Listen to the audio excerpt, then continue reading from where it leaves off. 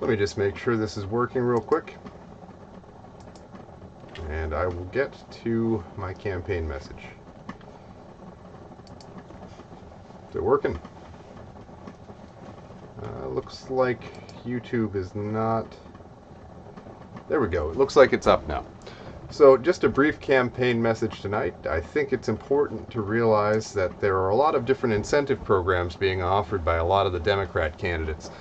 Some of them involve, I'd say, forethought, not necessarily of malice, but which would be highly destructive. This universal basic income would be a magnet for foreign peoples with no skills to come to this country and would destroy over time the human capital of this country by taxing those of ability and giving to those who do not have ability, that come here for a subsidy for their existence. You must never incentivize mediocrity, or I would say even just existence for the sake of itself. The goal of human societies is to advance the human capital, to cultivate that capital and make sure that every generation has it better than the last, and that each generation is better than the last. And the only way to do that is to have public discussions about Boasian anthropology. It's time to bring Dawkins and others who have been pioneers, as well as the gentleman who discovered the DNA double helix, if he's still around when I'm elected, into the public discussion. We must strive for continuous improvement. We are the substance of humanity chasing its future form, a form which conforms to virtues and ideals. Therefore, we must say we value things such as civility and intelligence and a lack of propensity for violence. Therefore, I would like to give my retort to this universal basic income idea that would be the destruction of any advanced country and any advanced people. My idea is simple. It is as follows. Mandatory intelligence testing for people that wish to have access to certain subsidies. Now, not everyone would be required to take an intelligence test. However, those who do take the intelligence test would be eligible for different sets of subsidies.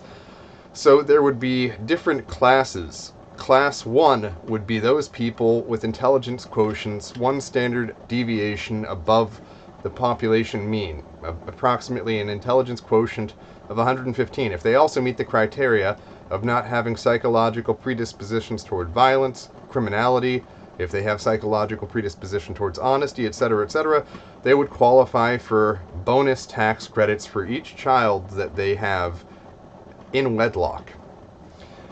This could be something like each child would be $100,000. So upon marriage, there could be a $500,000 or $1 million loan granted at the prime interest rate of the federally controlled central bank, not a private central bank, but one controlled by the federal government, not a private bank.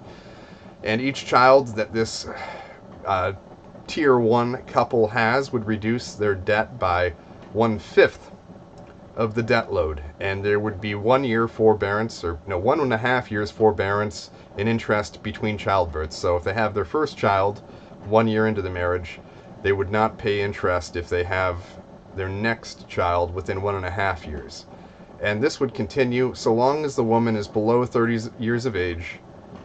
They would get the full tax credit, and if they have 5 children, they would have no obligation to the state. Conversely, for those people with criminal predispositions, for those people exhibiting antisocial or asocial traits, those people with IQs of retardation level or lower, about 80 being the threshold, they would be paid a yearly stipend for every year they can prove that for every year that there's no proof that they have sired any offspring.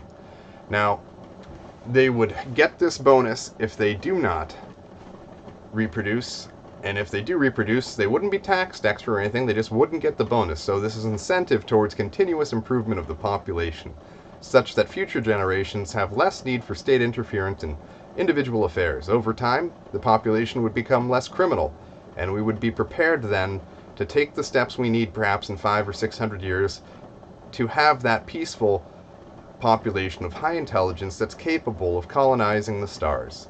The goal is to survive. The goal is to advance life, to improve it.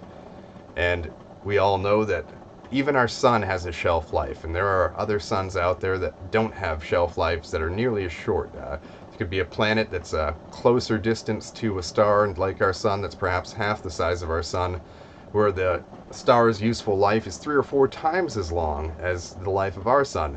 And one of the long-term goals of humanity should be surviving our sun's useful life. Yes, I'd like to reintroduce the idea of having long-term thought and long-term goals in our government.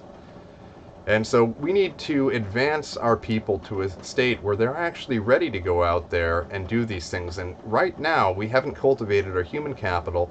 We haven't practiced the systems of mimicking nature in our societies that have been completely non-existent since the Industrial Revolution and the Technological Revolution. We must embrace nature and its laws as our founding fathers embraced in the founding documents, and simulate nature through positive incentives. Not negative incentives, but positive ones, such that we continue our trek towards the stars. My goal is the survival of our people long beyond even the useful life of our sun. And basic income is dysgenic. I wish to embrace eugenic policies that do not harm anyone, but certainly incentivize the improvement continuously, generation after generation, of our human capital. And that is my retort to the basic income. It is the worst idea I've ever heard. Other ideas I've had regarding unemployment that's going to skyrocket because of things like automation and overpopulation would be encouraging women, subsidizing them as homemakers if they're in wedlock. Things such as transitioning women from the workforce. Things such as penalizing idleness. So unemployed people that don't have work or something like that, make them ineligible for certain programs. Make it so no one is paid to exist, but they are paid to live, that they are paid to work, and with this we destroy then the devil's hand that is idleness. And that is what leads to most of society's problems. Idle people are the devil's tools. And we know this, I know that as a parable from my childhood, but it's true. Idle people become highly destructive, especially if they have no sense of purpose. So for those people that don't have the aptitude to be maintainers of robots or to be artisans of the community, something that a machine could never quite do like a human, for those people that lack that capacity, there should be subsidized work programs where they have a job. Even if the job is a net cost to the state, at least they'll have some productivity, and at least they'll go home with a sense of value in work. So these would be work programs where the state subsidizes vocational schools. Even if the jobs have minimal marginal contributions to society, anything is better than paying people to exist. And this universal basic income is the foundation for the final destruction of all things beautiful in this world when it comes to culture and human capital.